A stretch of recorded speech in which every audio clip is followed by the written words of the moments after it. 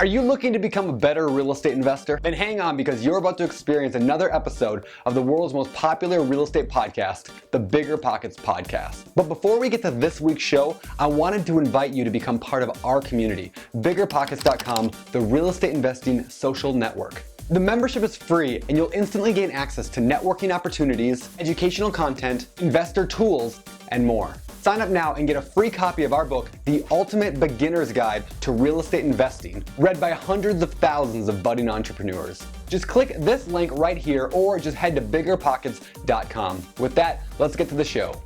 This is the BiggerPockets Podcast, Show 70. You're listening to BiggerPockets Radio, simplifying real estate for investors large and small. If you're here looking to learn about real estate investing without all the hype, you're in the right place. Stay tuned and be sure to join the millions of others who have benefited from BiggerPockets.com, your home for real estate investing online. What's going on, everybody? This is Josh Dorkin, host of the BiggerPockets Podcast, here with the man in yellow, Mr. Brandon Turnell. What up, Big Bird? I'm good. How are you doing? I'm good. You really do look like Big Bird today. Yeah, I like this shirt. It's one of my oldest shirts, but, I like it. I got some sad news, though. Oh, what happened? Want to hear it? So, my cat is sick. He's at the vet. Wah, wah. Am I supposed to be upset about that? Or You should be is upset. that, It's is that very a sad. three cheers moment? No, he's not feeling good. It's a sad moment, but, he'll be okay. He's got some kind of weird eye infection, so whatever. Oh, I'm sorry. My dog went through that, so I feel your pain, man. I feel There your you go. pain. Yeah, I'm a little sensitive, right?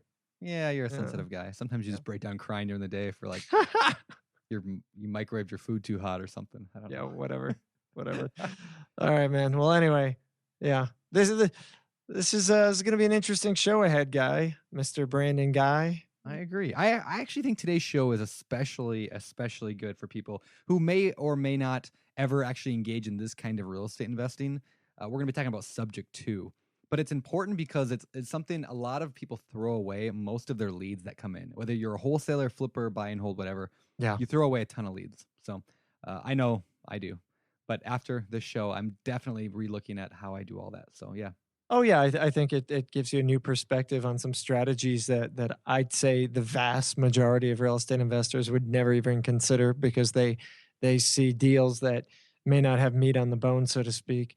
But in reality, if you know how to structure a deal, there's actually meat on the bone. So it's cool. I'm excited. The show is going to be a fairly high level one, and there's a lot of phenomenal content. But before we and jokes, there are some jokes. Yeah. So if you don't like our humor, our middle school humor, we've gotten quite a few of those comments, haven't we? These guys should just stop talking and joking. This is real estate. It's not funny. It's business. Yes, just really.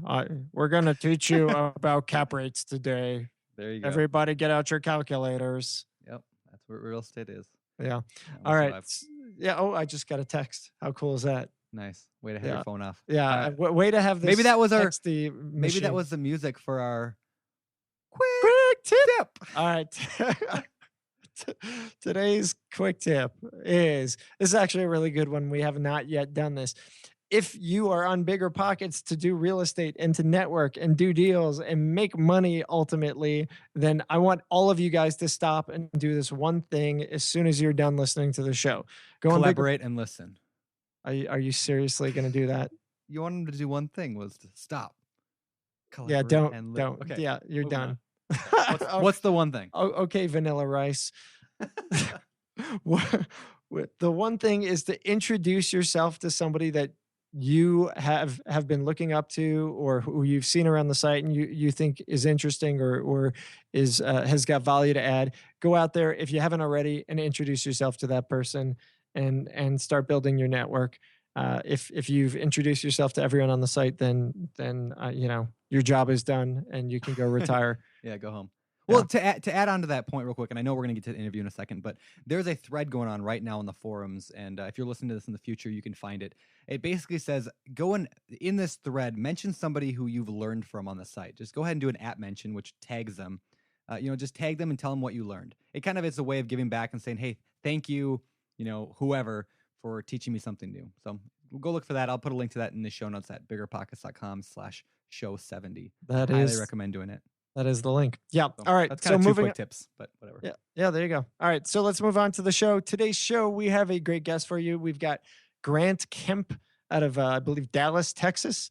And Grant is a real estate investor who has not been around that long, but in the short time he's made a significant impact and has done a ton of business, an absolute ton of business. He's doing 6 to 15 deals a month on average, right? Yeah. I mean, he's doing a ton of deals for. I've only been in this, doing it for a short time, but hey, but before we go on, real quick, I just wanted to give a quick disclaimer, and that is, anytime you're doing real estate deals, it's important that you're transparent with all the parties involved, including the lenders. That will make more sense later, having to do with this strategy. But ultimately, we just want to be sure that if you're considering to do real estate deals like a subject to, which is what we're going to talk about today, that you consult a real estate attorney first, because you do not want to accidentally break the law by trying to do something that you may or may not be illegal in your area. So be smart, do your homework, and talk to an attorney. But anyway, I just wanted to add that because we want you to make sure that you are doing things right and that you're doing it safe and legally so you can be as successful as Grant, because, man, Grant is absolutely crushing it in his business, just crushing it. He's crushing it. And he's wicked smart. So I definitely encourage you to stop and pay some attention to the show. This is show 70, the Bigger Pockets podcast. We've got show notes at biggerpockets.com/show70, as Brandon said. And otherwise, if you want to ask Grant anything, definitely link up to him on the show notes or at his profile on the site, which we'll also link to in the show notes. With that, why don't we jump in and get this thing started? Grant, what's going on, man? Welcome to the show. Thanks for having me on. Awesome. Yeah, we're glad to have you. Let's jump into this, right at the beginning. How'd you get into real estate? I got into real estate just by kind of wanting to do it. I share a story with many of the people that you have on here, where the first thing I did was read Rich Dad Poor Dad, and it was just a nice inspirational book. It's not a how-to, which a lot of people kind of expect out of it, but it's a good inspirer. And just kind of went on there and started looking on BiggerPockets, reading the forums on there, reading everything I could, researching online, and just kind of took that bit by bit until I was ready to kind of dive in and grab my first deal. Nice. And what were you doing prior to real estate? I worked IT. I was IT for a stock company. I did their kind of automation stuff over there. Gotcha. So decent amount of downtime that I had for it. So it was helpful that I could spend that time researching and figuring things out. Cool. Nice. And you talked about why real estate. So why don't we just jump in on that first deal? How did you get the ball moving and just jump right in? Sure. So I guess technically my first deal was really my primary residence. I bought a duplex. I live in half, rent the other half out. So, I know a lot of people look to do that as their first thing. So that I did get an FHA loan for and kind of got into it that way. My first true investment deal that was just purely investment was actually from my tenant that I had moved into the other side. They moved in here. They had a house that they were looking to sell. They were unable to sell it because of what they owed on it. And that was the perfect scenario for a subject to transaction. And that's kind of what I had been researching this whole time anyway, because, when I had gone into it looking for how can I get into real estate, my big thing was, how can I get into real estate without having any money? Yep. That was kind of the challenge, is how am I going to buy a house if I have no cash? So through the research, it was like, okay, well, it looks like owner financing is kind of the way to go on this, subject to being the way to acquire there. So cool. Hey, I know we want to go into subject two, but I want to stop you real quick and go back to what you had said earlier. You talked about FHA loan, lived in half of a duplex. Can you kind of just explain that a little bit more in depth, just for people who might not know what that means? Because I love that strategy. Sure. So FHA, if you get an FHA loan on like a single family residence, you've got to live there for 8, 9, 10 months before they can feasibly allow you to move out and turn that into a rental or something along those lines. They've got to see that you got FHA as your primary residence. Well, when you're doing a duplex, you are able to get an FHA loan for the entire duplex because that's going to be your primary residence. It just so happens that you're able to rent the other side out of that duplex and turn that into an income for you. So, when all is said and done, you can cut your bills down to a third of what they would have been, a quarter of what they would have been, depending on what your rent can be for that other half of the property. And that really serves to help a lot. Yeah, that's cool. I wrote a post a while back called "How to Hack Your Housing and Get Paid to Live for Free." It was all on that exact same subject. So if people want to learn more about that, yeah, I'll link to it in the show notes at biggerpockets.com/show70. But yeah, I love that. And what's the down payment on an FHA loan for those who don't know? It's 3%. Cool. That you've got to put down. I believe it. Actually, they may go to 1.5 at this point in time. Really interesting. I think I've heard of a program out there, but 3%. Okay. And y'all can correct me on that if you know otherwise. Okay. Yeah, I know. I think when a buddy of mine did it, and it was 3.5 a couple years ago. I don't know if it's still that, but yeah, it's somewhere right around there. So it's pretty low. So, cool. So you can buy a property for very small percentage down and end up getting the full cash flow appreciation benefits of the whole thing, right? Sure, absolutely. Cool. Yeah. Yeah, and it really helps out, not only from the cash flow side, but even from your tax basis side. If you get a good CPA in your corner and look at things from that way, you've got some depreciations that you're able to do on investment properties that you're not able to do on your primary residence. So obviously you wouldn't be able to do those kinds of things for the whole duplex, but for that half that somebody else is living on, there's some tax benefits to that side too. Yeah. Hey, what would be your advice for somebody who doesn't have any deals yet and wants to start the same way you did? They want to buy a duplex. How does they even begin that process? The duplex that I purchased was the one and only deal I've actually done off of the MLS with a realtor. Everything else that I've done has been completely off market, but those types of things, if you're just trying to get in and do the duplex kind of thing, and this is your first deal, I liked going that route, talking to a realtor, trying to get things handled up there. It was actually surprisingly difficult for me to find an entire duplex for sale. There were not very many when I was looking around. I mean, I had an option of probably less than 10 the whole time that we were looking, but we did find the one that we liked. But contact a realtor around you, talk to some investors that you may know that have somebody to recommend. Anybody that's going to recommend a realtor, period, just go talk to them, see what you can get figured out with it, and move from there.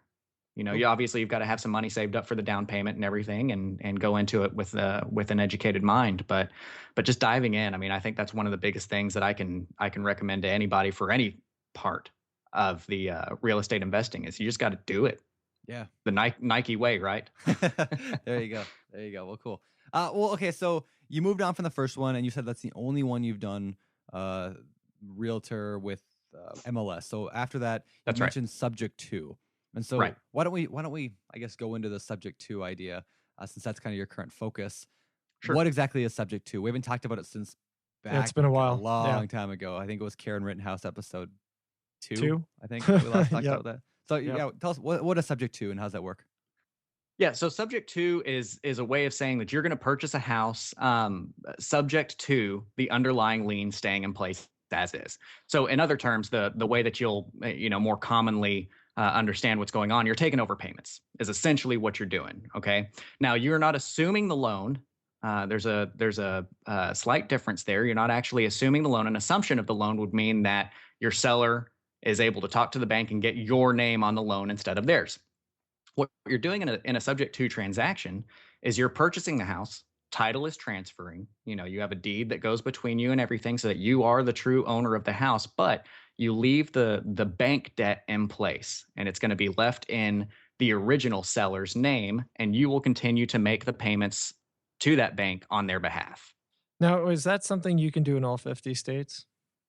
Well, it is. That's something that you can do in all 50 states. The biggest thing that you've got to know in subject to transactions is you've got to properly disclose everything. Okay. So the biggest pushback to a subject to transaction that people are going to have is going to be the due on sale clause, which pretty much every mortgage is going to have a due on sale clause in it. And what that clause says is that if you sell the property, that the bank has the option, not the obligation, but the option to call the entirety of that loan due.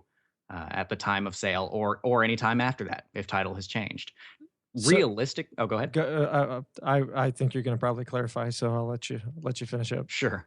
Realistically, that's not really a real world problem. It is there, and it's absolutely something that needs to be disclosed to the seller, as well as if you turn around and do an owner finance transaction to your buyer, that needs to be disclosed as well.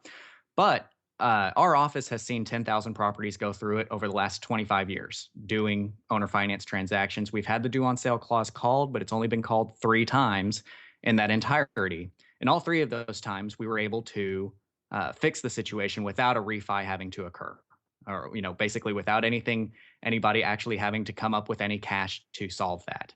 Why would a bank actually call the due on sale clause versus ignore it? Right. So, and that's actually a good question. One of the things that whenever we're talking to our sellers, we commonly talk about is we just ask them point blank, what does a bank want? Money, right? Yep. They want their payment. If they call a due on sale, likely they are getting that property back. And my joke that I always say is that they are not in the real estate business. If they were, they would be called Caldwell Banker, not Bank of America, right? They want their money. So the bank has the right to call it. The only times that we've seen it become an issue has been in non-payment scenarios. So we've seen other investors that had come through that were not doing things the right way. Or I shouldn't say the right way. They were doing things in a way that set up this failure to where instead of paying the bank directly, they were paying the seller, right? And the seller was supposed to turn around and pay their monthly payment for them. Well, the seller's saying, hey, I'm getting $1,000 a month. What? It's not my house anymore. I don't need to turn around and sell and pay the bank. So they just weren't paying the bank. And essentially the bank is going to foreclose on it. But a foreclosure, due to some of the foreclosure laws, takes much longer than getting a house back through due on sale. So they chose to go that route. Regardless of that being, it was still a due on sale clause being called. Okay. So the risk, I think a lot of people look at it as a risky venture getting into subject to because there is a chance that a bank could call it due, right? Absolutely. So the risk there is really the challenge. Is there any way to mitigate that risk and reduce the chances that they're going to call it due? Yeah. So, there's certain things that can be done. At the end of the day, if it walks like a duck and looks like a duck, it's a duck. And we don't always go this route. But the route I'm speaking of is due to the Garn Saint-Germain Act that occurred. I think it was 86. I want to say somewhere in there. Garn Saint-Germain says that you are allowed to put a property into an estate planning trust, and that trust will not violate the due on sale clause. Okay, so what a lot of investors do to mitigate the risk is they say, well, I'll just put this house into a land trust, which is essentially just a fancy way of saying LLC. I mean, it's just all paperwork. There's nothing really behind it, but they feel a protection level on their side because what they'll do is they'll transfer the property into a trust and then transfer the beneficial interest of that trust over to them and their subsequent buyer. That transfer into the trust does not violate the due on sale clause. However, if the bank did any kind of digging and they saw that the beneficial interest was changed, they still have the right to call that note due. So our outlook on this is proper disclosure. Can a seller who has had everything explained to them from top to bottom make that decision for themselves that says, yeah, you know what, I'm comfortable with this being a possible risk, but I have to offload this house or else I'm going to foreclosure for sure? Can that seller make that decision on their part and go forward with it? And I think absolutely yes. The side of it is there's nothing illegal about the due on sale clause. A lot of people feel like you are breaking the due on sale clause, and it's very important to understand that the due on sale clause is a trigger. It's not a rule to be broken. So once you've sold that property subject to, you have triggered the due on sale clause. And at that point in time, the bank has the option to call the loan due. But it's not like it says, if you sell this property without paying it off, you have broken this clause and we will call the note due. It says, if you sell it, we have the option to call the note due. Okay. Yeah. So it's not illegal. Now, what about telling the bank? I mean, like, let's say you want to talk to a seller who wants to sell and they're agreeing to subject to. Now, you're not going to just call up the bank and say, hey, by the way, I'm taking over payments now, correct? Right. That's correct. Because you don't want to push the thing, but I mean, how does that work? And I'll just kind of piggyback on that. Yeah, we talk about disclosure, but you're not disclosing, right? So, we're disclosing on the seller or the buyer, but we're not disclosing to the bank. So I think that's the other issue that I think, people would hear this and say, well, that's kind of unethical, right? I mean, I'm not calling you unethical. I'm just saying, like, in general, is that unethical to leave the bank out of the picture and just kind of pretend like, apologize instead of asking for permission. Sure. Well, I really don't feel that it is a unethical venture here because, the bank went into this, again, wanting to get their payments. They put their loan out. They say, hey, I'm going to give Josh this loan. I'm going to ask for, 3.5%. And I want to get that for the next 30 years. And that's what they're planning to get. At the end of the day, after a subject to transaction, that bank still has Josh liable on the loan. Okay. Josh understands that Josh is still liable on that loan. So the bank still has the same recourse that it always would have, regardless of what that transaction is. Yep. So where does Josh get caught up then? I mean, because there's I Josh no longer own this property. I've sold it to Brandon, but I owe money to the bank. If Brandon screws up and stops paying the bank, I'm in deep poop, right? So how do I as the seller of the property overcome that issue? Sure. Well, and it's all a case by case scenario, and it's all what is any quote unquote Josh out there going to feel as their risk aversion. So, here's the thing. Let me start by saying that, most people that are in this scenario that are going to be selling with subject to, this is pretty much their only option to sell. A good percentage of these sellers, that's it. It's either that or foreclosure. Okay. Or being stuck with this loan where they're having to pay 2 mortgage payments. I bought a house in, I guess, December of last year. That was from a gentleman who got transferred to a job that was hundreds of miles away. And he had been paying 2 mortgage payments for a few months. And he just couldn't do it anymore. It was killing him. This mortgage payment was $1,500 a month on top of what he was having to pay for out there. And he just didn't care. He said, look, I just need to get this thing off of my books. I don't want to have a foreclosure on my record. I don't care what happens in the future because worst case scenario, if he's left back into that situation where he has to take back over the payments, he's just where he was when he started. And oh, by the way, we've been paying the equity down now for 2, 3, 4, 5, 6 years, however long away that was. So usually it's going to leave the seller in a better scenario at the end of the day there. Gotcha. So in either way, the seller is in a position where they're probably going to lose the property due to foreclosure or something bad's going to happen. And the risk, it's risk reward. I give it to you. If you screw up, I've still lost the property, but at least I might have gotten some cash from you up front. Right. Absolutely. You might get some cash up front, and you don't know what that scenario, what that's going to be, what your situation is going to look like if it ever did come back to you. And I should say, our default rate in this owner financed world is very low. We're at about a 3% default rate.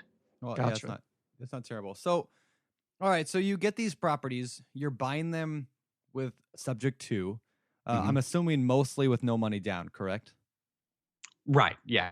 That's the goal, is to get it with no money down. Okay. And typically, do you ever put, I mean, what would be a typical amount down if you did have to do it down? Is it just moving costs? It really, again, it depends on the equity. It depends on the person. Houses with more equity, we're more willing to put money into as a down payment, but it's very rarely going to be above $5,000. I'm closing on a house. Actually, there's a house closing right now as we speak that we paid $750 for it. And we already actually have that house sold. The sale side is going to close tomorrow morning. But out of my pocket right now, it's only $750 to buy that house, and it'll get recouped for me in the morning. Okay, cool.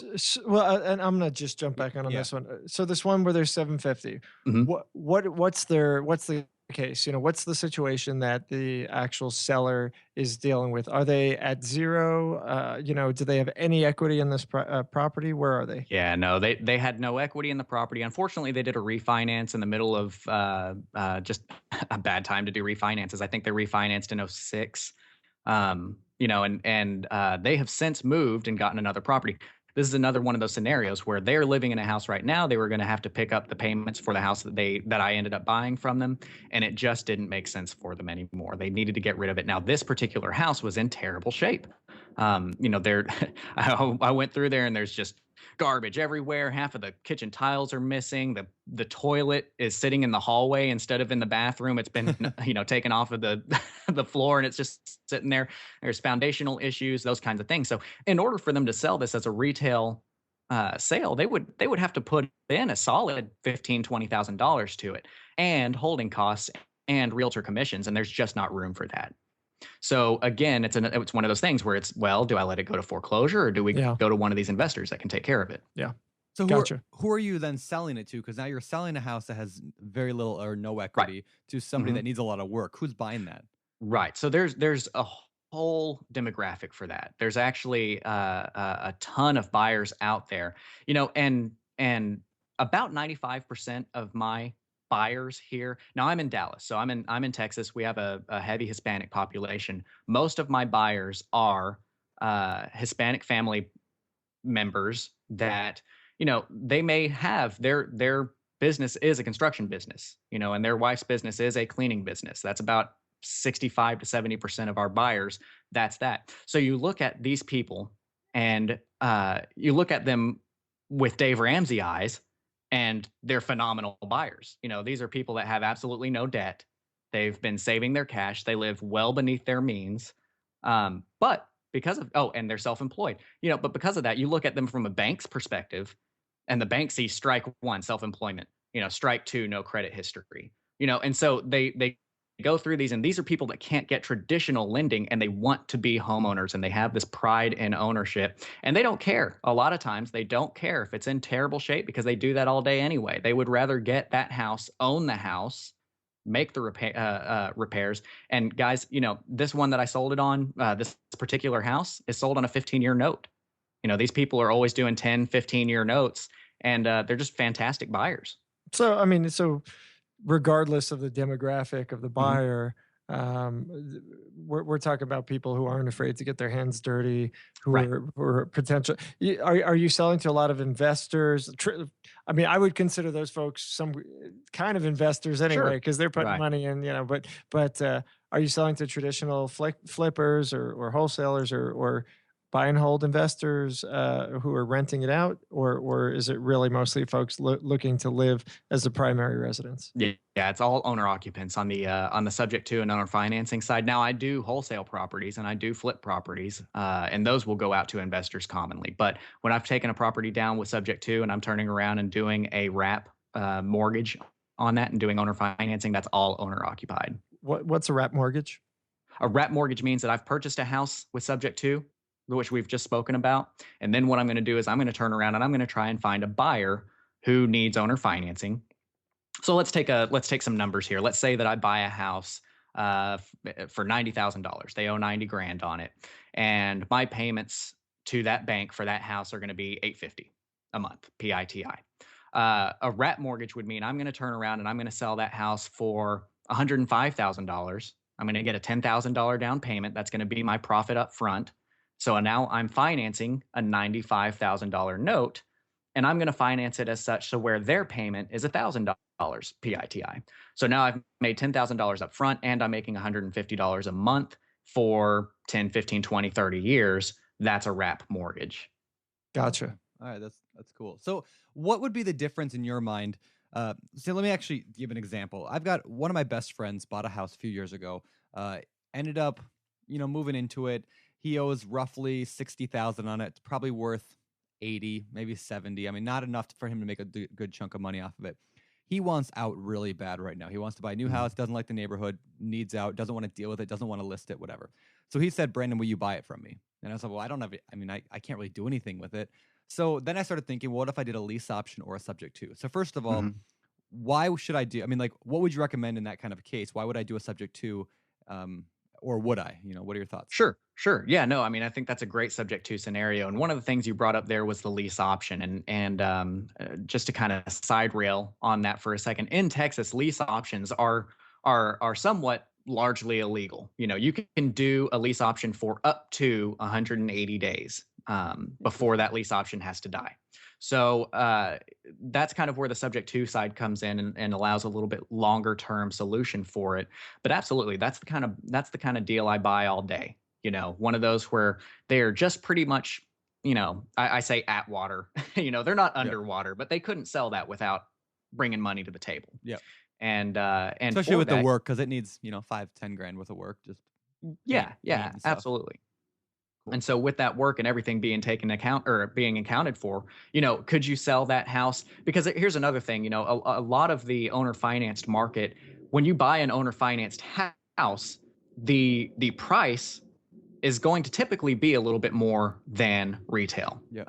Most of the investors out there are going to charge maybe 10% more than what the retail price would be on it, because the financing is built in, and that's just kind of where things are. You could just charge the straight retail price. At this case, you're saying it's about 80 grand. If you took that house that he owes 60 on and you sold it at $80,000, you could collect a 10% down payment. Heck, you could probably get $10,000 as a down payment on that. And then you're holding back a note of 70 grand. So now not only have you accepted $10,000 as your profit up front, but you also have an equity spread in the property between that 60 he owes and the 70 that your buyer owes you. And the owner financing interest rates are going to be in between 8 and 10% typically. So you're playing arbitrage on the interest that he's paying to his bank underneath as well. So there's a lot of profit centers in owner financing that you just don't get out of some of the other investing strategies. And what kind of, like, as kind of playing the middleman there, you're collecting $100, $200 a month in cash flow on each property. What kind of responsibility, I guess, do you have as the person doing that? For example, if the second guy, the guy who bought it, doesn't pay, he gets late or whatever, like, are you in charge of working that out, or is that between those two people at that point, or where do you play into that? That's a good question. It is a good question, and it depends on how you structure your deal, because there's actually a couple of different ways that you can do it. Now, my preference is to go into the deal with a subject to, which means that I am actually going to take title of that property, and then I'm going to turn around and then I'm going to sell it. So I'm actually standing right in between the transaction. If my end buyer stops paying, then the next responsible party is going to be me. And I make that decision and I say, okay, well, I'm going to pay the underlying lien off, because here's the thing. Let's say that I do have a default that occurs, all right, on that property. And let's say that it takes me 2 months to foreclose on that person and get a new buyer in there. So I've got 2 months worth of debt servicing. That's $800 a month. So I'm out $1,600, right? But if that means that I foreclosed on my first buyer, I pay $1,600, I get to put a new buyer in there for a new 30-year note with another $10,000 down. Well, that's a $8,500 profit right there in 2 months off of the same asset that you already made a profit on. And now, who knows how long it was before your end buyer defaulted. You may have 4 years worth of equity that's been paid off. So now, instead of owing 60 to the bank, maybe you owe 50 to the bank.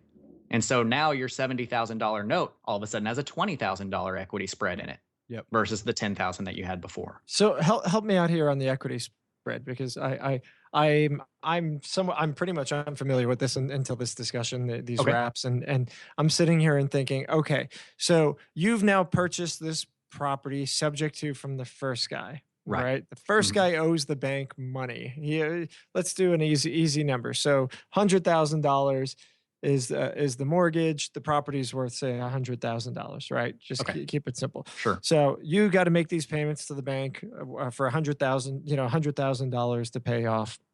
You now own the property itself, which is worth $100,000. It's worth zero because you owe $100,000, and sure, right. So you're at net zero. You've now sold the property for, say, $105,000. Okay, so you make the $5,000 spread, and just to make the numbers, this is going to get really complicated. But I'm trying to simplify it, which is why I'm kind of stammering here. Who, as the note gets paid down, who's actually incurring that pay down? Is that you, or is that the new buyer? That's where I think I need this in writing so I can see it. Hearing it myself, I can't even get it. So everybody who is listening, who might actually be confused, you're not alone. There's a lot happening. There's a lot of moving parts. Josh So is always confused. It's okay. Yeah, that's fine. Anyway, so where are we? Who's seeing the gains? Are you seeing gains on that? That's a fantastic question that you've got there. And I do want to touch on the point that you said that there's a lot of moving parts on here, because there absolutely are. I mean, the owner financing world, if you notice, I mean, even on BiggerPockets, there's not a lot of people out there that are specializing in this niche, because there's just so many more moving parts than there is for a wholesale property or for even a fix and flip. So to answer your question more directly, so you've got a $100,000 mortgage that you owe Chase, okay? And now Brandon comes in and he buys the property for 105. He gives a $5,000 down payment. He now has a mortgage for $100,000. Okay, so we are completely matched up. Yep. From what's owed to the bank and what's owed to me. Yep. Right. I'm going to make profits by assuming that let's say that you owe that bank you owe Chase $100,000 at 6%. Well, I'm going to charge 8% to Brandon. Okay, so there's where my money's going to come in. I have no spread in equity. Yep. But it's arbitrage. I have more interest being paid to me. Yep. Okay. Yep. So as Brandon pays that note off, it will actually be simultaneously paying the bank and my side of things off. I'm not getting any kind of equity differential there, because those numbers are going to be going down at the same time. We've got basically one mortgage on this to Brandon for $100,000, and as that's being paid off, so is the underlying lien. I'm just collecting the interest in between. Gotcha. So, I mean, essentially what's happening is, as I sit and I think about it, the person who's actually benefiting isn't you. It isn't Brandon. It's me. I'm the guy who's seller. It's the seller. It's the guy who sold the property to you, because you guys are wiping out my debt to the bank. And I say this all the time to sellers because it is a win-win-win scenario. So, Josh, you need it out. Yep. We're gonna preserve your credit because your payments are getting made on time. Yep. From this point on, right? Gotcha. So you actually have some payments getting made on time. Brandon's gonna get to buy a house that he would have never had a chance to buy the house of before, and I get to run a business and make a living. Right. Yeah. It took me a minute to kind of sift through all the moving parts, but yeah, no, that makes perfect sense, and that's pretty obvious. So, well, it's not obvious. Clearly, it's not obvious. Yeah. But 20 minutes later, that's so obvious. I'm just the guy who's not afraid to say I didn't understand it, and I absolutely appreciate that. Now I'm I such do. a huge proponent of questions. It's unreal. I love to sit down with sellers and I think that's one of the things that makes us successful as well, is because I encourage the questions. I want a seller to know exactly what they're getting into whenever they get there, and I want a buyer to know exactly what they're getting into when they get there, because otherwise you get this. In other words, I don't want to be the guy that's perpetuating that investor theme. People have this idea of what an investor is, and that they're trying to snake everything away that they can. Every one of my sellers knows exactly where I'm going to make money. I tell them right up front, hey, this is what we're doing. Yeah. I'm going to buy it to you from you for this, and I'm going to turn around and sell it for this. Yeah, I think that's great. I mean, my issue always comes into when folks are leaving things out and being somewhat less than forthcoming. I think in this case you have to, because really it is complicated, and those people who are probably involved in the situation need somebody to hold their hand before they're willing to dive in. So I think that's great. Right. Cool. Hey, how are you finding the people to sell? Like, what's your lead model look like? Yeah. So hold on. Can we find, how are you finding the properties to buy before we go? Oh, wait, isn't that what I just said? Yeah. How are you finding sellers, right? Is that what I said? Oh, how are you finding? Like house sellers, the leads. Okay. How are you finding the purchase end versus where you're getting? How are you finding properties to buy? Yeah, exactly. There you go. So right. The way that we differentiate that, we say acquisitions and sales, right? So so if you're looking for your seller, that's your acquisition side, and then you're going to turn around and sell it. One of my biggest lead models right now for acquisitions is dealing with wholesalers and other investors out there. Wholesalers are routinely throwing away leads that are perfect subject to transactions all the time, because a wholesaler looks at it from the perspective of, this house is at 80% and it needs $5,000 in repair. There's no way anybody's going to buy this from me. And they throw it in the trash. Yep. Whereas we're able to turn around and say, holy cow, there's 20% of equity there. Heck yeah, give me that deal. And we turn around and we make that work. And in turn, we pay that wholesaler out. and our wholesalers love us because, like a couple of weeks ago, I closed on a property that was, they got $2,500 for something that they literally pulled out of the trash can. Yeah. Is that a typical fee that you pay the wholesalers about? I try to get everybody at least $500, even on things that I'm upside down on. Yeah. Because there are going to be scenarios where like I buy a property. For instance, I closed on one last week, and this is some of the stuff you run into sometimes. So I had this house. It was on the market. I'd been trying to sell it for an inordinate amount of time. It was about 2 months that I had this thing on the market, which is very abnormal for owner financing. Finally got a buyer for it. We were set to close the next week because there's you have to wait 7 days. At least in Texas, you have to wait 7 days from the time you disclose that there's an underlying lien to the time that you're able to close on the property. And even on top of that, due to RESPA, the Real Estate Settlement Procedures Act, you have to wait 7 business days from the time you give them their like truth in lending and those kinds of disclosures before you're able to close. So we got our contract on a Thursday. We were set to close the following Friday. Thursday night, somebody broke in and stole all the copper. Oh, Nice. So, awesome. yeah, so that was just one of those kind of things that you run into. Well, the buyer ended up backing out, but I did have a backup offer from one of these gentlemen like I was talking about that was just willing to do the work. So they came in, they had a $10,000 down payment, but there were actually arrearages on this property that I had to pay. This was one of those properties where the seller hadn't made their payments for several months. So I actually had a $10,000 reinstatement fee. And that was with the bank itself. Yeah. That was with the bank itself. Right. So that seems to me like a situation where the bank might have been borderline, like, oh, well, why the hell are we going to take this money from you? We're so close to taking this property back. And I'm guessing you probably had to go in to make the argument, hey, bank, do you want to hold on to this property or do you want to start getting payments? Well, not even, because it's just a simple reinstatement fee. It hadn't gone to the attorney's office or anything like that. We hadn't gone through foreclosure proceedings. Okay. It was just arrearages. Okay. So I paid the arrearages. I paid the buyer's agent, which was another $3,000. So right there, I'm down by $3,000. But this was brought into me from somebody, so I was sure to pay. They still got $500 on this, right? I mean, it was a deal that shouldn't have worked. We made it work. I went under. I'll make that money back eventually, so that's okay with me. And this was something that they weren't going to be able to capitalize on, so they're happy to get the $500 out of it. yeah, that makes sense. All right, so I think it's probably a good transition to what about selling the property then? How are you finding the disposition? What's your word? You said acquisition and disposition. Is that what he said? I don't know. Oh no, acquisition and sale. Same thing. See? Whatever. Yeah, I was like, disposition. What is that? Disposition? Yeah, the sale. So now, Josh. Now I'm gonna go Google it and make sure I'm not crazy. Sure. How are you finding the person to sell it to? So the person, the buyer, that's going to come in and buy this property, that's going to be somebody that, honestly, the biggest way of finding those people is A, word of mouth, and B, the sign in the front yard. Okay.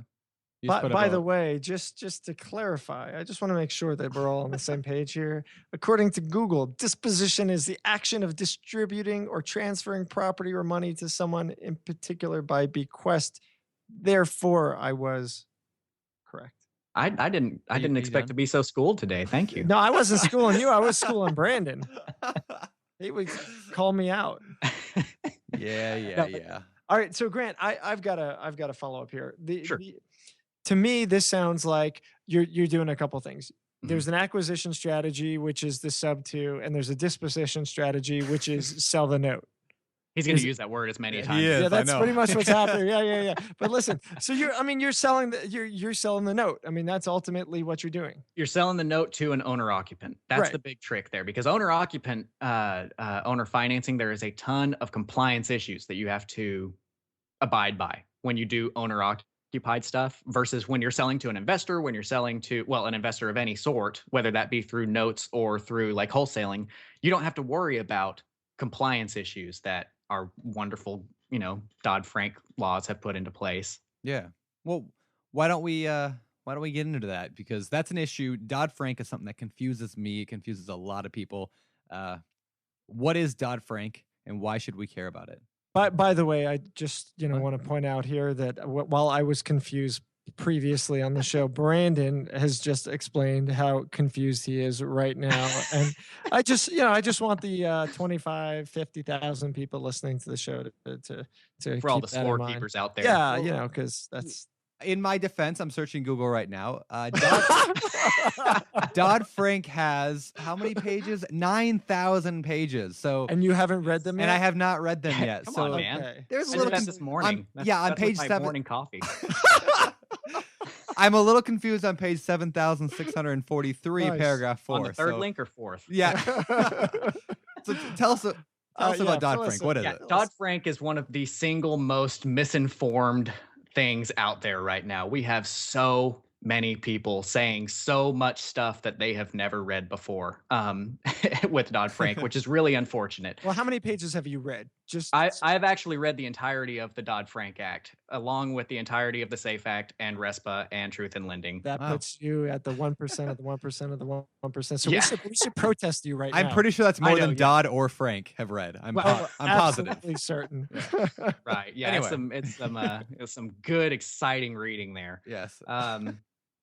So yeah, the thing is that there are a lot of caveats that and actually mark this on the calendar because it will be the day that I am giving our government credit that they have given the small time investor ways to continue to do business and just guidance on how to do it the right way. Okay, so a lot of people saw Dodd-Frank come out, which is a reform.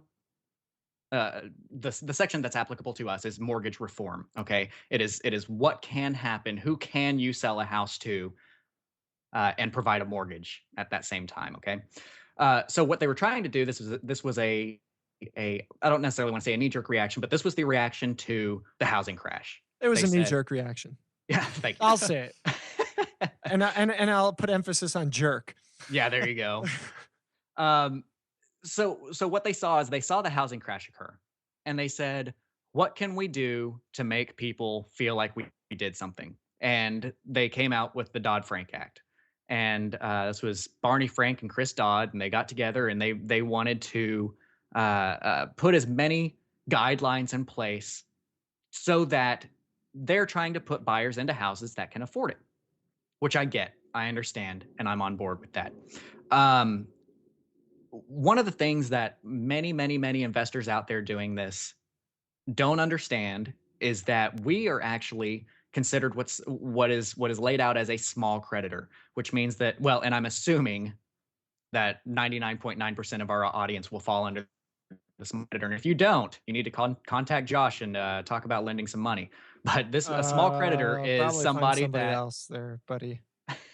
a small creditor is somebody that has less than $2 billion in assets and did under 500 deals, 500 originated loans the previous calendar year. Okay, so I'm guessing that's pretty much everybody listening. A small creditor is allowed to do much more than the big boys are, than the Chases, than the Bank of Americas, those kinds of things. One of the common Dodd-Frank items that we hear get brought up is people say you can't put a person into a property with more than 43% debt to income ratio, meaning that they owe bills, including housing, that their debt would be 43% or more of what their income is. And that's actually inaccurate. For a small creditor, there is no debt to income ratio cap, period. You can put somebody in there at 80, 90% if you wanted to. Would it be ethical? No.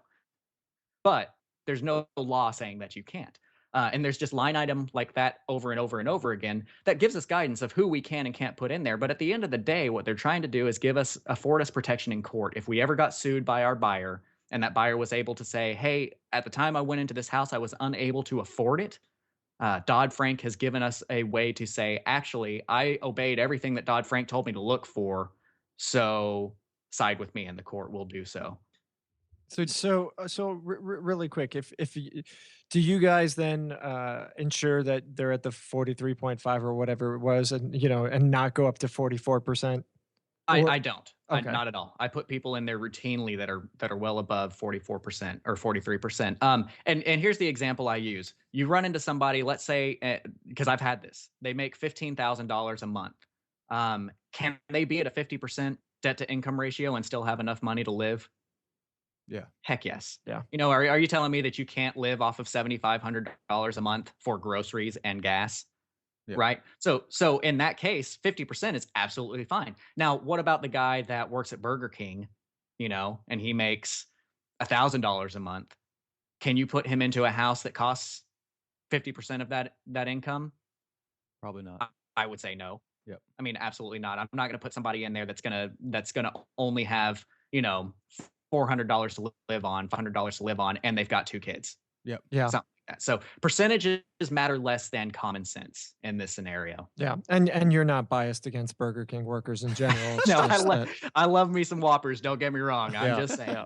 All right. Just clarifying. So, all right. So Dodd-Frank, I mean, we got it. We can dig in a little bit deeper on this too, but the main thing from what I've learned is like Dodd-Frank affects people who are originating mortgages, which is what you are doing, correct? When you're subject to, you are originating. So not when you're doing subject to, when you're doing the wrap. when you're doing the wrap, it's the correct. sale Would be side. acquisition side, Correct. and then the wrap would be the sale side. All right. So does that mean that are you licensed then to do that? I mean, you have to be a I mortgage am. originator. Yes, I'm a licensed RMLO, a residential mortgage loan originator, and I also have a mortgage brokerage, which we operate those things through. All right. So if you So- well, I was gonna Do say you so have if to have that? you go ahead, Josh. We're so excited we can't even figure out who's talking. So my question was, do you then do you have to be licensed to originate these loans, or can That's do that's a good question. So due to the SAFE Act, it says that if you originate 5 or more loans in a rolling 12-month period, you must be licensed to originate that loan. The flip side of that is many investors feel like that means that they can't do more than 5 deals a year, which is also inaccurate. We actually recommend going to an RMLO, finding an RMLO to originate that for you. And that is one of the big reasons I am an RMLO, is that I process the loans and originate the loans for the other investors around town that are doing that kind of stuff. And RMLO stands for Residential Mortgage Loan Originator. just again. If you were listening, Josh, you would have heard him say I that did, a but, second you know, ago. Listen, It's repetition. It takes Gotta it takes put- a little while to dig in here. So Yeah. just talk to me like a absolutely. 3-year-old, and I'll get it. A lot of information getting out there. But yeah, that's you don't have to be licensed to be in this business, but you have to have somebody licensed originating the loan for you in the long run. So if you were to buy these with subject to and then rent them out as a landlord and not Right. wrap them, you don't need a license. But if you're going to do this like you are doing it often, you need one, correct? Not necessarily, because Unless you use somebody who is. unless you use an RMLO, correct? Yeah, 'cause Okay. some of my clients do 5, 6, 7 of these a month, and they are unlicensed. But I am the licensed person that is taking care of the licensing issues and compliance issues for them. Okay. So- They didn't want to read Dodd-Frank in its entirety. Yeah. So So what are they doing? Are they then calling up and trying to just looking up in the book or online RMLOs and basically saying, all right, this is the deal. I found this I got this property subject to. I want to dispose of it and sell it, disposition it. And can you originate the loan for me? You get your fee presumably, and they No, I do it then- for free. I'm just a good guy. I'm kidding. I don't do it for free. I see that look. I was wondering, I was like, oh, you're going to get a lot of phone calls after this. What's up, Grant? How's it going, buddy? So So they pay, no, yeah, they pay you so- to do it. Right, exactly. So my fee typically comes from the buyer, is who's going to pay. Basically, all the closing costs are going to be paid for by the buyer. We work very hard in our office to keep as much money in the investor's pocket as possible, to keep them from having to pay for anything, and that works on the law firm side as well as on the mortgage broker side. But the closing costs do come from from the buyer, and the investor just tells me, "Hey, I want to get this loan at 8%. I need a $700 payment a month," that kind of thing, because negotiating the terms must be done by a licensed individual. So the investor tells me, I talk to the buyer, we get it all settled out that way. And what does it take to get licensed? Is RMLO, is that basically the same as a mortgage license, or is it? Yeah, is it yeah. different? So It's- RMLO is basically the new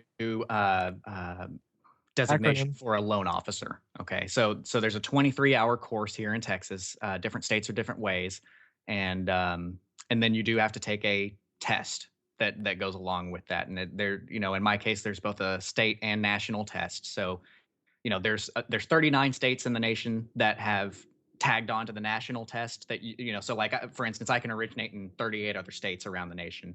And similarly, if anybody's there, they can originate in our state. But yeah, it's a 23-hour class, and then lots and lots and lots of reading and studying before taking the test, and then you go from there. So really quick, the national test allows you to be an originator in 39 other states.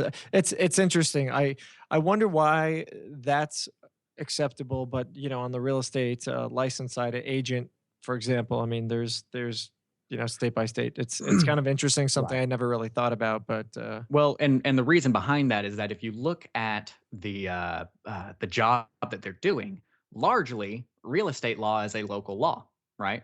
Yep. Selling and that kind of thing. Of course. Well, we're dealing with Dodd-Frank here, which is a federal law. Yeah. And most of the compliance issues that you're going to be dealing with are federalized. So that's why I'm able to originate in other states, whereas like an agent would have to learn more state-specific laws for these other ones. that makes sense. Cool. All right, cool. All right, so, go ahead, Brandon. Okay, I have a question. This is going back maybe too far. We moved past this part of the conversation, but when you're actually closing these deals, are you closing them at a title company, or does everyone need to do that, or can you just sign a piece of paper with a notary? Yeah, that's a good question. Yeah, you do need to go through a full closing. Typically these kinds of closings are going to be done through an attorney's office rather than a title company. However, you can do title closings. The thing is you actually don't usually get title insurance on the sale side of a deal like this. There is already title insurance on the underlying lien that's to the bank, and then you do obviously your abstract of title or title run or whatever you do, or whatever you choose to do from the time that your seller, the acquisition side, has bought the property to this point in time. A couple caveats: you are actually unable legally to do a title policy on top of an FHA loan or a VA loan. Anything government related, you cannot do a title policy on the wrap. However, if it's conventional or something else, then on the sale side, you would be able to let your buyer purchase a title policy if they so chose. Can you still do a wrap on an FHA loan? Yeah, you can still wrap it. You can still wrap the mortgage. And like I said, pretty much all of my buyers do not choose to go with the title policy, because the title policy is going to be upwards of $1,000, $2,000, something like that, depending on the value of the house. And again, the title policy does exist on the underlying lien from when your original seller purchased the property. Cool. So walk me through this, and this is something I wanted to ask a while ago, but we kind of got into Dodd-Frank, and now that we've jumped back, let's talk about the length of time for a transaction. You identify a property that you want to acquire via a subject to. How long does that typically take before you've closed? So what I do when I go under contract with all of my buyers is I go under a 60-day option period. I'm sorry, with all of my sellers on the acquisition side, I go under a 60-day option period. That gives me 2 months to market the property for sale, while my seller is still paying the underlying lien. Go ahead. Gotcha. I was going to say, okay, so now you've just introduced something else complicated into the mix here, an option. And so what does that look like, and how does that work? Okay. Well, the first, to go back and answer your question more directly on that last question, it typically takes 2 or 3 weeks to get something from start to finish closed. Okay, perfect. The option period, that is the method that we use. So here's the thing: is I put a lot of houses under contract, every month. We're doing between 6 and 15 houses a month, and when you put a house under contract, if you were to have to close on it right then and start debt servicing right then, that gets really expensive. Let's say that it doesn't take 2 or 3 weeks. Let's say it does take 2 months to sell this property. Well, there's 2 months worth of house payments that I would have had to made, right? And let's say that it doesn't sell for 2 months. Do I still want to try and sell that property or not? So what we do is we go under an option period, which gives us the right to end the transaction at any point in time within that 60 days. And during that point, we have a written agreement that allows us to market the property. So we're going to put signs in the yard. We're going to put ads up on Craigslist. We're going to go to postlets.com and put ads up there. Try to find a buyer for that property. When I find a buyer, that's the point in time that I go back to my seller and I say, hey, Josh, I have now found a buyer. Brandon wants to buy this property from me. So let's close tomorrow. Josh, you say, okay, cool. I'll be there tomorrow at 11. And then I call Brandon and I say, okay, we're ready to close and you be here tomorrow at 12. And we just kind of go A to B, B to C. Okay. And with this option, they're not just giving it to you for free, right? So you've got to put some cash down in order to secure the option. Is that correct? Yeah. I mean, although minimal, here in Texas, it's like a $10 fee that you hand them. Wait, so you're literally giving somebody a $10 option fee, tying their property up, getting it under contract for 2 months. At any point in that 2 months, you can walk, which is pretty much the benefit of the option. Yep. And that $10 is giving you the right to get out there, market it. Hopefully, find them a buyer, find a buyer for the deal. You find the buyer, you close with them, and it almost feels like a wholesale. Yeah, I mean, it's in that way, it's very similar to it because you put no money into it. Yeah. But oh my gosh, you look at the upsides versus wholesaling, and it's just tremendous. Well, I mean, got cash flow, right? I mean, well, yeah, cash flow on top. Because here's the thing: a typical wholesale deal, you're going to get what, $5,000 for, right around. At least locally, that's how it is. Whereas with an owner finance deal, we get 10, 15, 20, sometimes $30,000 down payments right up front. Well, that already blows out what you were getting on the wholesale side, but my average cash flow is $350 a month. I've got some that are cash flowing 600. I've got some that are cash flowing 100, but I'm doing that for however long is left on the underlying lien. So let's say that Josh, you only had 15 years left to pay Chase Bank, right? But I've sold my house to Brandon for 30 years. Yep. So for 15 years, I'm only going to make $150, $200. Right. But after that underlying is paid off, Brandon's entire payment is going to be my profit. Yep. That's a beautiful thing. So that's cool. All right, we got to kind of start wrapping this thing up. Obviously, we're getting, we're at about an hour mark. So what I want to ask you, kind of my last question is, how long have you been doing this? When did you start this process? Because you're doing 6 to 15 deals a month, you said, right? Yes. So, I mean, how long did it take you to build up to that point where you're doing, literally hundreds of transactions? Yeah. Whenever I bought my duplex, that was January of 2012. Wow. My first subject to transaction was July of 2012. And then it's kind of moved forward since then. It was third quarter of last year that I started bringing on what we call our acquisitions team, where we have other investors that we were training how to do that kind of stuff, and then having their deals kind of funnel through, and we would work together on those. And it's just kind of been growing and growing exponentially from that point. That was really when things started to kick off. Whenever I changed the strategy over from, okay, I'm going to send out all these letters, I'm going to put stamps on, and I'm going to try and get this deal too. I'm going to work with wholesalers and other investors. So how big is your team today?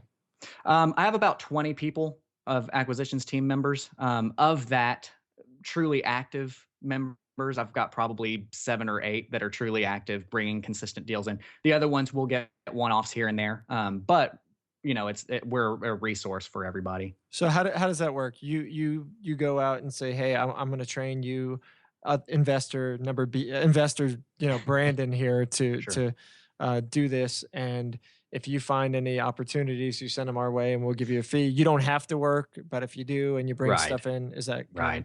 So what we do is we go under an agreement where it says, we will train the full ins and outs of subject to owner financing, wraps, all that kind of stuff. And even, with wholesaling and cash deals and rehabs and all that kind of stuff, because we still do that sort of thing. But we go on an agreement that says all of their owner financed deals that they pick up, we go under a 2-year agreement with these guys that all the owner finance deals that they pick up will funnel through triple equity, and we will work together and partner up on that. If they get a wholesale deal, they can wholesale to whoever they want, or cash deal, whatever. That is all kind of inconsequential. However, we do typically work. I mean, I've gotten a lot of cash deals from my acquisitions team because we do have the buying power. We are able to buy these houses with cash and turn around and flip them. And so, all the better for them to not have to go out and find that buyer's list that everybody is always looking for, to just know, hey, this guy that I'm working with every day, all day already would be the one that's going to buy this property. And then we'll partner up on profits there, or we will buy it from them as a wholesale. Okay, cool. Yeah. I mean, it's definitely an interesting, model, is to empower other people to go and, work with you. And you're not just, Mhm. you're training them, which is helping them with their future. And it obviously helps with your business. And it's Right. one of my favorite things about the whole idea of subject to, and along with lease options too, that I love that you can structure them in such a win-win-win-win-win-win-win way. Like more than almost any other strategy out there, every party can benefit if you do it correctly. And Right. If you, cross your T's and dot your I's correctly. So I'm definitely a big fan. And I mean, another thing too is a lot of people might listen to this show and think, well, I don't want to do 100 houses, a year of subject to. I don't want to be, do this full time. But the thing I think is important is to pick up on these skills. They're like tools in a toolbox, right? So you set out marketing, you do whatever you do to get deals. I mean, I throw away 9 out of 10 deals that I get because I'm not a subject to investor. I don't focus on that area, but I should at least consider it. And I need to do more of that because, yeah, why am I throwing these deals away when I could actually find a use for them? And Well, and that realization is exactly why we work with so many wholesalers, because the way that we structure it with wholesalers is they literally just shoot us a name and a number, and we take it from there. And then closing day comes and they get a check in the mail. that's cool. So for those 9 out of 10 people that you're throwing away, that's a pretty sweet way to pay for your marketing budget. Yeah, that's great. Yeah, that's awesome. Very cool. Well, so we all need to find our Grant Kemps or become the Grant Kemp for our areas and fill that gap. There you go. That's great. Well, cool. That's great. Well, why don't we move on to our favorite sound effect of the show, the manly sound effect. It's time for the fire round.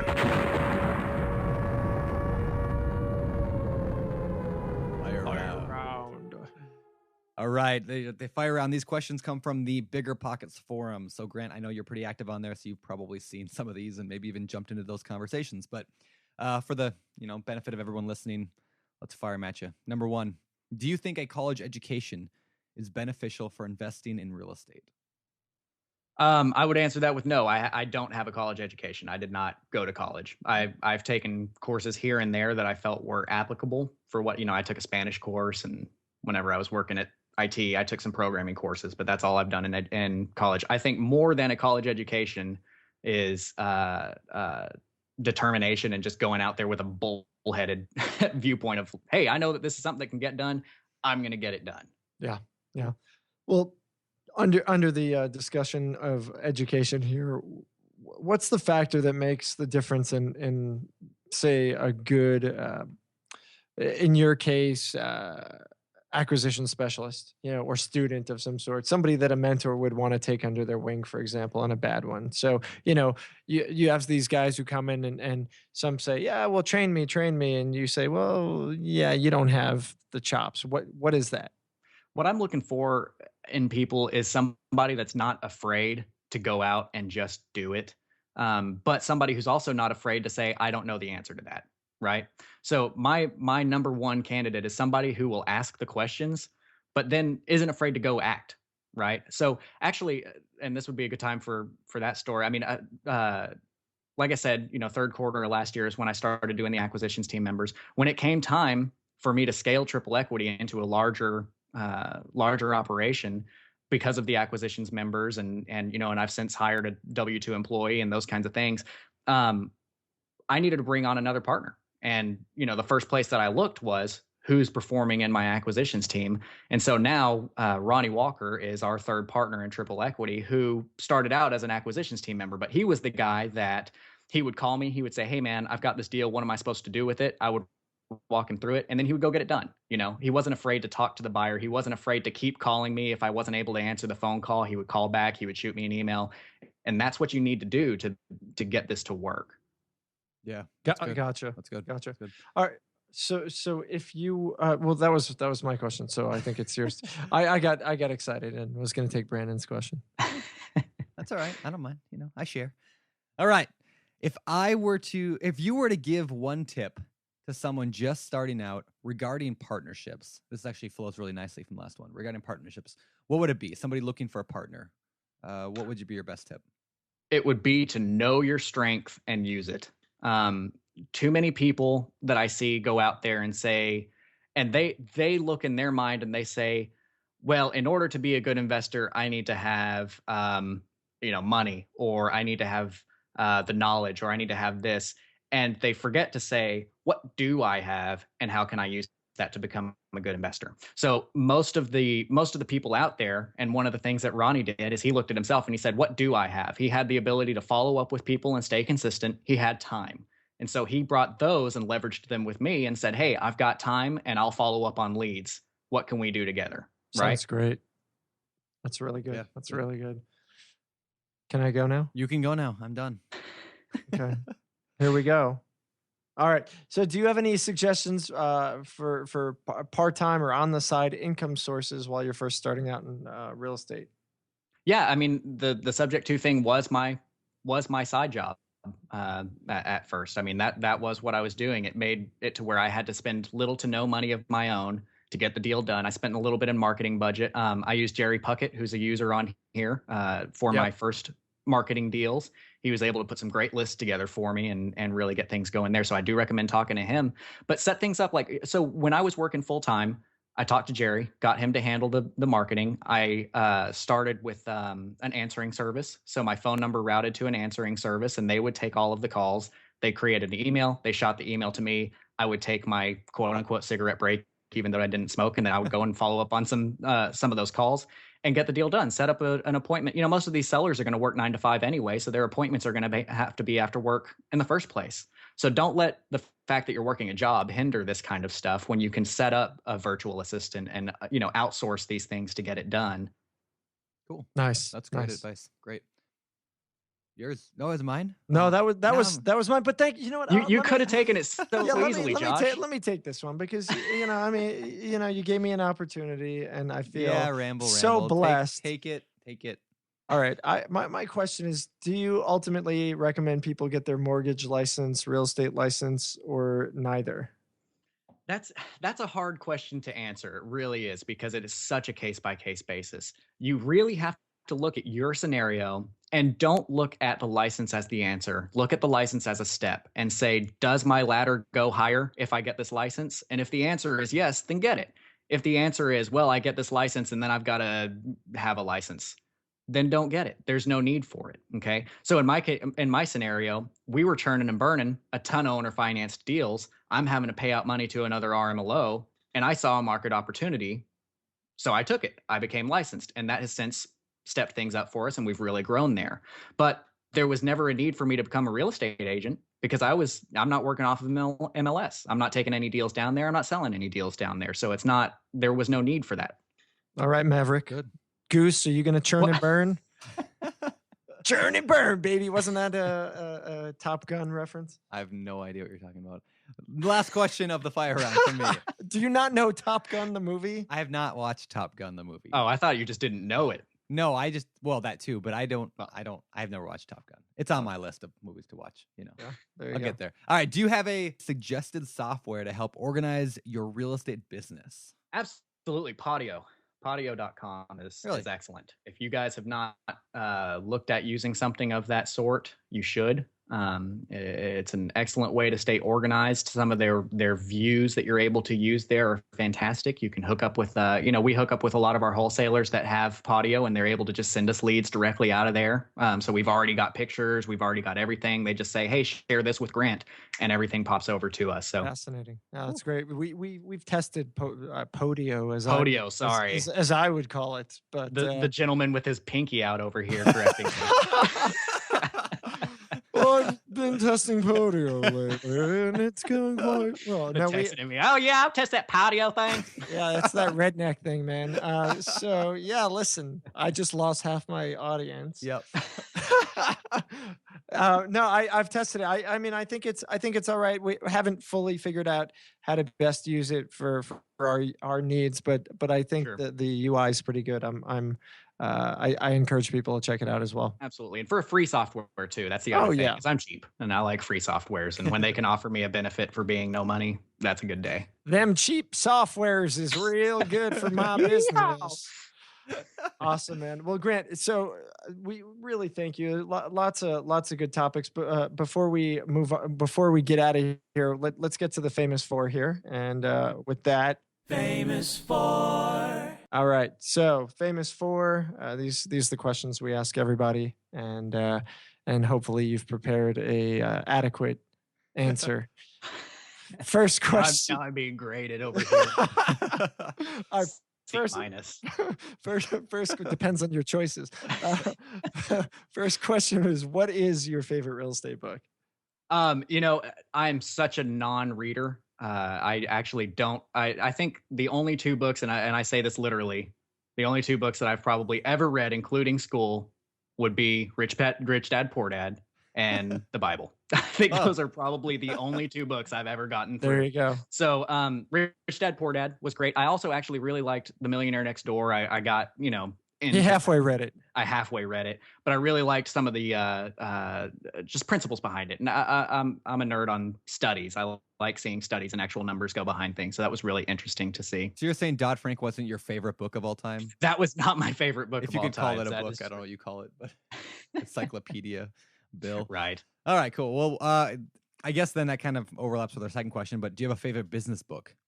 Yeah, again, I'm not a big, and here's the thing. It's not that I hate reading.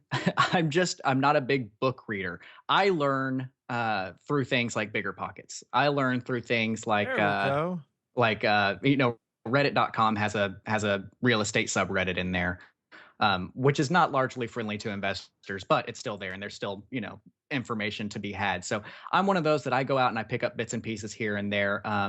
And that's really where it comes from. And I ask questions to the people that know what they're doing. So I can't answer a favorite business book, but I'll say BiggerPockets for you. How about that? That's a good book. It's the best, Very best good business book right there. It might have to be. All right. So what about hobbies? What do you do for fun while you're not doing 7,000 deals a year? And oh my gosh. Yeah. And on what time, right? It's I play guitar. I play guitar for my church and do that on the weekends. I really enjoy that. Oh boy, you guys could do the BiggerPockets. Let's get the church kumbaya band going here. There we go. All right, moving on. What else do you do? Yeah, sorry, I don't have the talents that you two guys Apparently have not. to Apparently. play Well, you should an try instrument. Oh my goodness, this has devolved seriously. I'm kidding. No, I like doing that. I like, we have a group of our friends over every week. It's really hard. I said it half jokingly. It is really hard to find time. I mean, this is a 12 to 14 hour day, 6 to 7 days a week business. I'm not that guy that sometimes comes on and says, hey, I'm in here for financial freedom and I get to sit on the beach all day and just make money. That's not how this works for me. I do work 12 plus hours a day. So, we kind of plan and every week we have friends over and during Game of Thrones seasons, we'll watch the Game of Thrones night and cook a big meal and just kind of hang out there. And what's Game of Thrones? Oh, come on. It's a cartoon. Oh, cool. Maybe I'll get to see it someday. Yeah, maybe I'll someday. tell you this much: just fall in love with every character you ever meet. Yes, I've fallen in love with the two that I'm on the air with right now. You characters, you. Thank All you. right. All right. Final question. Who is your favorite Game of Thrones character? Oh gosh. Seriously, Right now, that is not the final question, Brandon. Okay. Final question. What do you think is the thing that sets apart successful investors from those who give up and fail? Stupidity, forgetfulness, being able to forget your failures. That's one of the things that I don't believe in failures. I believe in learning experiences, right? And I think that a lot of people get wrapped up in if something doesn't go the way that they expected, that it's a failure and they're done with it and they don't want to do that again. So I think the successful investors that I've ever known are the ones who can just move on with it and who are bullheaded and get out there and actually act versus just get into that learning loop and being afraid of actually succeeding. So, just kind of that ability to act when it's time to act and learn when it's time to learn and just forget what's gone wrong and only focus on what's going right and move forward. Well, don't forget, learn from the experience, I should say. Yeah. I gotcha. Oh, let me forget and do it again. Yeah. Yeah. Nice. All right, man. Well, listen, it's been a real pleasure. Where can people find out more information about you? You can go to my website, either texaspridelending.com or tripleequity.net. And you can always email us at mail@tripleequity.net. And that'll make sure that we can get back with you on anything that you've got questions about. Prepare for the onslaught. I'm ready. There you go. And also presumably you've got a profile over on that obviously. BiggerPockets Sorry, I site. should mention that. BiggerPockets is a great way to get a hold of me too. You can message me on there as well, and we can go back and forth there. All right, cool. And otherwise, just for those listening, Grant, I'm going to ask the question. You are not an attorney, is that correct? I am not an attorney. All right. So Grant is not giving out legal advice in this show, and I am certainly not giving out legal advice, nor is Brandon. So we definitely encourage you. I can give fashion tips though. No, you can't. That's probably a bad idea. I can tell Taking you that fashion now. tips from Brandon. Yeah, I mean, I because we do cover some heavy topics here that none of us purport to be lawyers, and I definitely encourage anytime there's anything that you're curious about, particularly in real estate, to have a good real estate attorney on your team and pass everything past them. So don't just assume that the information you're getting anywhere is correct. Always pass it through to your attorney, because that's going to be your CYA. So, and I can't agree with that more. That's actually why my first partner was a real estate attorney. Yeah. So Yeah. that you've got to consult with an attorney that knows what's going on in that topic. Yeah. Smart. Grant, listen, thanks so much. We appreciate it. And for anybody listening, you can check out the show notes on this episode at biggerpockets.com/show70. Otherwise, jump in, get involved in BiggerPockets, join us, participate, engage, read up, and just do some learning, do some networking, and build your business. That's what we're here for. Otherwise, of course, we'll see you out on the other social nets, the Facebooks and Twitters and G+. Interact and join us there.